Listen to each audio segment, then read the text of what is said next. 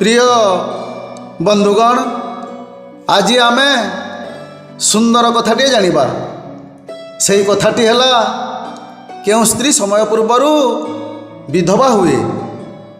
शास्त्रीय मतरे पुराण अनुसार दिने माता महालक्ष्मी भगवान विष्णु को तीनोटी प्रश्न पचारिले। प्रश्नटी है जे प्रथम प्रश्न, क्यों स्त्री समय पूर्वर विधवा हुए। द्वितीय प्रश्न, क्यों स्त्री को जीवन में सुख मिले नहीं। तृतीय प्रश्न, पति पत्नी को कौन मागे जे ताको स्त्री केबे हेले दिए नहीं। ये तीनोटी प्रश्नर उत्तर बुझाई देले मु कृतार्थ हेबी प्रभु।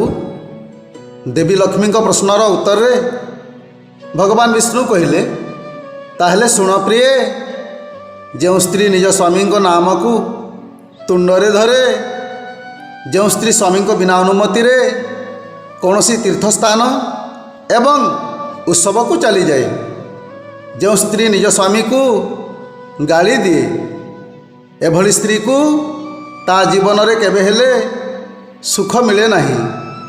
ता जीवन रे सब बेले कांदे, से सदा सर्वदा दुखी जीवन नहीं कि बंचे। तार आयु क्षीण हो समय पूर्वर विधवा हुए। विटपी नारी माने ही एभली करिथांती, किंतु जी सधवा तथा पतिव्रता नारी से ता जीवन रे केबे हेले एपरी भूल करे नहीं।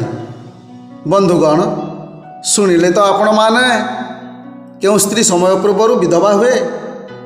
जदि आपण मानंकु वीडियोटी पसंद लगी ताहेले चैनल को सब्सक्राइब करि नियंतु एवं लाइक शेयर करी कमेंट बॉक्स रे लिखि दियंतु जे नारी माने एपरी भूल केबे हेले करंतु नाही।